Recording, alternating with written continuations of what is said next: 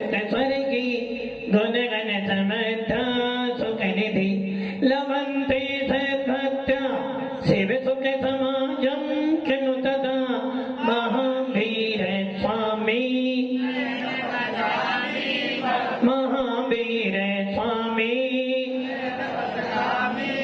महावीर स्वामी गुरुवाह बंधनो नित्यं जाने दर्शन नायिका चारित्रानं गंभीरामो क्षमार्गो बंधेगा पंच परमेश्वरी भगवान की एक राधिनाथ भगवान की अंतिम सत्संगति भगवान महावीर स्वामी की परम पूज्य आचार्य श्री कुंद कुंद भगवंत की आचार्य श्री विमल सागर जी महाराज की आचार्य गुरुदेव सरमती सागर जी महाराज की 3 गाँव 9 करोड़ मुनि राजों की द्वादशांगिनी मणि माता की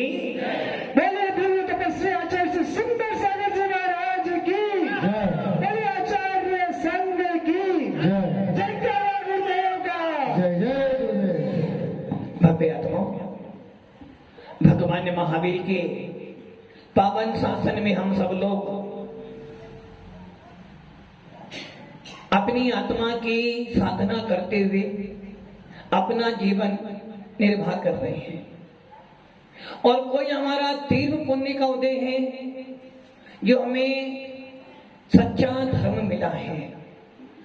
वास्तव में हमें अपने ऊपर गर्व होना चाहिए कि हमको भगवान महावीर का वीतराग धर्म मिला है, जिस धर्म में जाने के बाद आत्मा को परमात्मा बनाने का पुरुषार्थ किया जाता है। ना जाने कितने भव बिताए हैं, ना जाने जितनी पर्याय बिताई होंगी, ना जाने कितने कष्ट सहन करके आज ये अवसर मिला है कि हम इस पंचेंद्रिय पर्याप्त मनुष्य पर्याय को प्राप्त हो गए हैं। भव्य आत्माओं, जन्म मरण तो अनादि काल से करते हुए आ रहे हैं और ना जाने कितनी बार जन्म और जन्म होगा। यदि आपकी अभी भी धारणा ये है कि हमें अभी बहुत सारे जन्म लेने हैं तो समझ लेना कहीं ना कहीं आपने अभी अपने मनुष्य पर्याय का मूल्य नहीं किया। यदि आपको जैन शासन मिला है, वीतराग धर्म मिल गया है, अब तो आपको ये पुरुषार्थ कर लेना चाहिए कि हे आत्मा, अनंत भव बिताए थे, चले गए, याद नहीं है। आगे अनंत भव मिलेंगे, ये मुझे पता है कि अब मुझे अनंत भव नहीं लेने हैं। तो क्या करना? यदि मेरे को अनंत भव नहीं लेने हैं तो मात्र एक काम करना है कि मुझे मात्र एक बार सच्ची श्रद्धा अपने भगवान आत्मा पर हो जाए।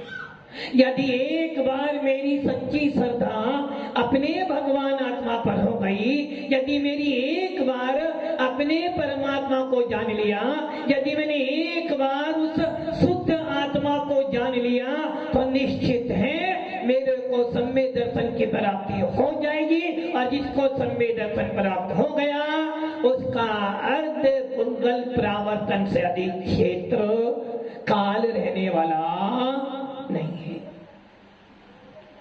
हम जितना प्रयास कर रहे हैं मंदिर जाने का, स्वाध्याय करने का, गुरुओं की सेवा करने का, हार दान देने का, यात्रा करने का, इन सब का फल मात्र इतना है कि मेरी विशुद्धि बनी रहे, मेरा श्रद्धान मिथ्यात्व में ना चला जाए, मेरी आस्था अपने भगवान आत्मा पर बनी रहे।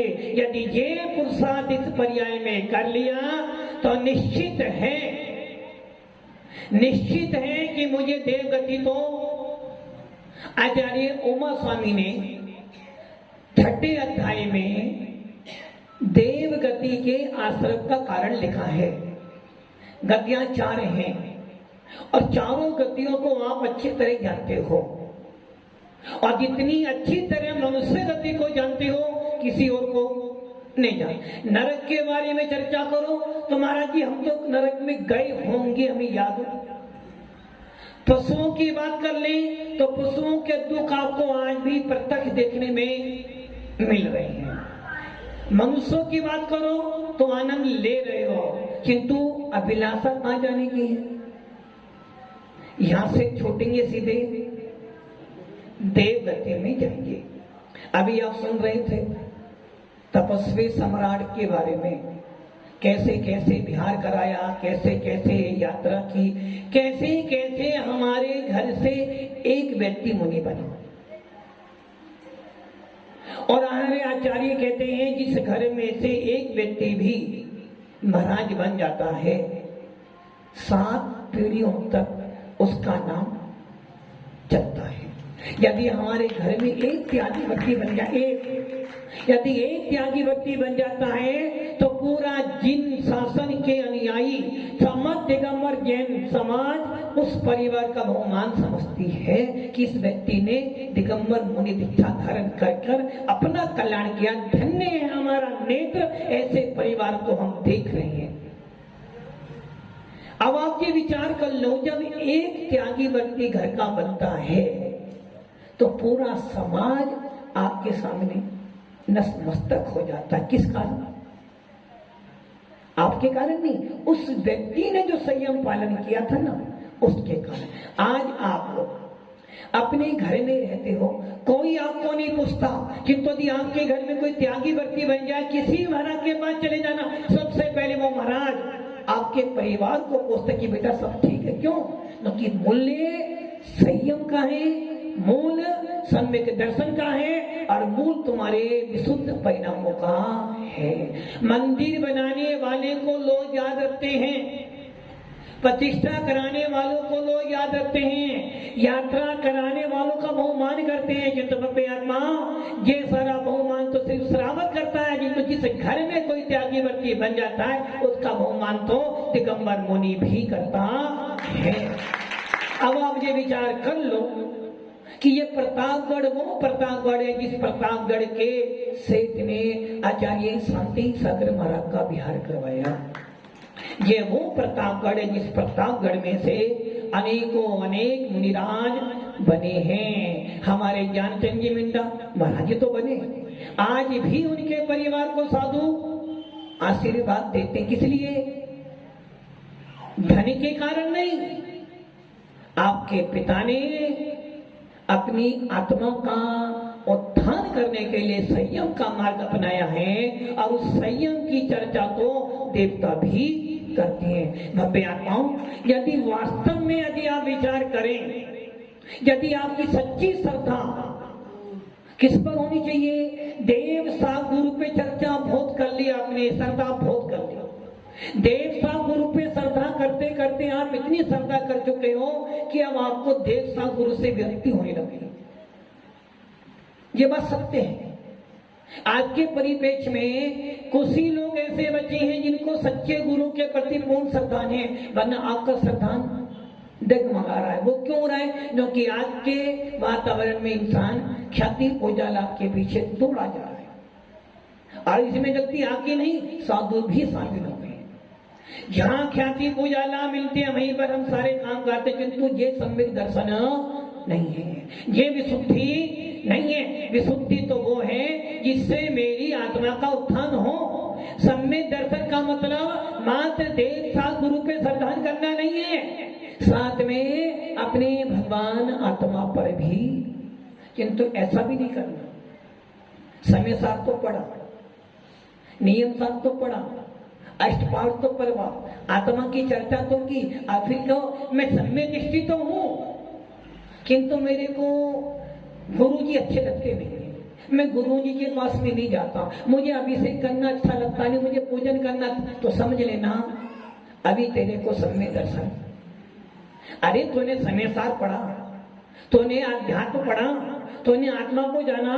जब तूने आत्मा को जाना तो तू ये भूल गया कि कुंद कौन स्वामी कह रहे हैं, अरहंत सिद्ध आचार्य उपाध्याय साधु ये सब आत्मा की ही पर्याय है। यदि तूने आत्मा को जाना तो आत्मा से पर्याय कभी अलग नहीं होने वाली। इन पांचों पर्यायों को प्राप्त करने के लिए ही तूने अध्यात्म पढ़ा है। अरहंत हमारे आदर्श हैं और बिना अरहंत बने सिद्ध बनने वाले नहीं हो। और अरहंत पद की प्राप्ति करने के लिए सबसे नीचे वाला पद नमो लोए संवे साउनम साधु पद आपको चाहिए। और साधु पद बनने के लिए आपको श्रावक बनना पड़ेगा। और श्रावक वही होता है जिसको अपनी आत्मा की चिंता होती है। तो ये पांचों पद आत्मा के हैं। अब आप समय सार पढ़ो, नियम सार पढ़ो और उस नियम सार को पढ़कर ये सोच लो कि नहीं भैया मेरी श्रद्धा मुनियों के पढ़ते नहीं है, तो समझ लेना अभी आपका सम्यक दर्शन उत्पन्न हुआ नहीं। मैंने अपने जीवन में बहुत लोग देखे ऐसे समय सार पढ़ेंगे, बगल में दबाएंगे और चले जाएंगे, किंतु यदि सामने त्यागी व्यक्ति बैठा हो तो उनके हाथ तक भी, तो क्या तुमने पढ़ा? अरे आत्मा की चर्चा करी ना। मानता हूं आपको मुनियों से अधिक ज्ञान हो सकता है, किंतु ये ध्यान रखना जब भी कोई श्रुत केवली बनेगा मुनि ही बनेगा, कपड़े वाला बनने वाला। जब भी कोई केवली बनेगा दिगंबर मुनि ही बनेगा। जब भी मने पर ज्ञान होगा तो मुनि को ही होगा। और जब भी कर्मावधि सर्वावधि अवधि ज्ञान होगा तो एक मुनि को ही होगा। और जब भी आपकी पहचान होगी तो दिगंबर मुनि से ही होगी, वस्त्रधारी से नहीं होगी। और यही कारण है कि आचार्य कुंद स्वामी और भगवान महावीर के शासन में निर्गंथ मार्ग को ही उपदेश दिया गया है। निर्गंथ मार्ग हमारा कौन सा मार्ग है? कौन सा मार्ग है अपना? निर्गंथ मार्ग, वस्त्रधारी मार्ग नहीं, निर्गंथों का मार्ग है हमारा मार्ग। और हमारे भगवान, हमारे तीर्थंकर निर्गंथ थे। और जो निर्गंथ होते हैं वो ही मोक्ष जाते हैं। तो वो निर्गंथ बना मात्र भेष से नहीं, अंदर से भी हो, अंदर से भी निर्गंथ और भाइये से भी निर्गंथ। तो आप ये ध्यान रखना, बड़े भाग्य से मिला है जैन शासन, बड़े भाग्य से मिला है वीतराग धर्म, और बड़े भाग्य से मिला है आपको जैन कुल। और इस जैन कुल को पाकर, इस वीतराग धर्म को पाकर आपको बस एक काम करना है, दंसन भट्टा दंसन भट्ट से नथी ने पानम, जिसको 6 डाला में लिखा, मुख्य में है लेकी प्रथम सीढ़ी या बिन ज्ञाने चरित्र। यदि आपका ज्ञान बहुत अच्छा है, आपने चारित्र पालन कर लिया है और सम्यक दर्शन, तो क्या हुआ? दूध गर्म करना है, अग्नि भी है दूध भी है, किंतु बीच में पतीली तो क्या होगा? वैसे भव्य आत्माओं, अपनी आत्मा के परमात्मा को जानने के लिए, आत्मा को परमात्मा बनाने के लिए, अपनी आत्मा को संसार सागर से पार करने के लिए सबसे समर्थ उपाय है सम्यक दर्शन। और वो सम्यक दर्शन यदि प्राप्त करना चाहते हो तो आचार्य समर्थ गोस्वामी कहते हैं, पंच गुरु शरण शरणा, पंच परमेष्ठियों की शरण में अरहंत और सिद्ध से कोई वास्ता नहीं है। मंदिर में जाओ, अभिषेक कर आओ, आकर बैठ जाओ, अरहंत सिद्ध से कोई वास्ता नहीं है। और आचार्य उपाध्याय साधु के पास में जाना नहीं है, अरहंत सिद्धों से वास्ता नहीं, आचार्य उपाध्याय साधु के पास जाना नहीं। और जिन वाणी माँ को ताले में बंद कर दो, हो गया हमारा सम्यक दर्शन। ये तो सम्यक दर्शन है। भव्य आत्माओं, आज के परिपेक्ष में अरहंत सिद्ध न होने के बाद आचार्य उपाध्याय साधु ये आपके लिए समर्थ निमित्त है।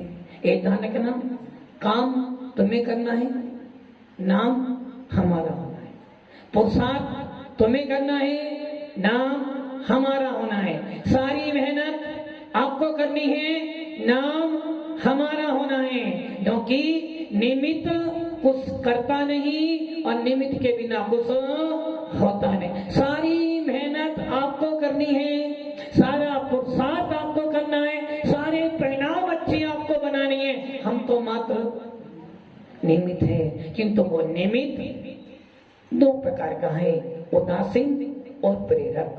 हम कैसे अरंत से उदासीन है, आओगे तो भी ठीक, नहीं आओगे मंदिर बंद कर दो तो भी ठीक, किंतु अनंत सिद्ध के अलावा जो तीन परमेष्टि वो कैसे हैं, प्रेरक निमित्त हैं। आपको जबरदस्ती भी मार्ग पे लगवाते, इसलिए निमित्त अच्छा मिला है, द्रव्य क्षेत्र काल मिल गया है, भाव किसको करने हैं। बाजार में जाते हो ना, क्या भाव है इसका, पूछते ना क्या भाव है। वैसे ही आचार्य कुंद कुंद स्वामी पूछे, अभी क्या भाव है तेरा, तेरा भाव है कौन सा। मटकी लाते हो तो भाव पूछते हो, सब्जी लाते हो तो भाव पूछते हो, साड़ी लाते हो तो भाव पूछते हो, मोबाइल में बैलेंस डालते हो तो भाव पूछते हो, बच्चे को स्कूल ले जाओ तो भाव पूछते हो, बेटा तेरे स्कूल जाने का भाव है नहीं है। तो उसी प्रकार कुंद कुंद स्वामी पूछ रहे हैं, जैन शास्त्र में आया है वीतराग धर्म मिला है, तेरा भाव क्या है, कोई भाव है तेरा, भाव है। अब सोचना कौन सा भाव। भव्य आत्माओं, आचार्य ओमो स्वामी ने तत्व सूत्र के दूसरे अध्याय में आपके सारे भाव बताए हैं। तो आपका भाव क्या है, अपने भाव को पटोलो, अपना भाव शुद्ध बनाओ, यदि शुद्ध भाव बन जाएगा तो मोक्ष मार्ग शुद्ध हो जाएगा। मोक्ष मार्ग शुद्ध हो जाए तो आपकी आत्मा शुद्ध हो जाएगी, और जिस दिन आत्मा शुद्ध हो जाएगी यही आत्मा परमात्मा बन जाएगी। ओम नमः शिवाय।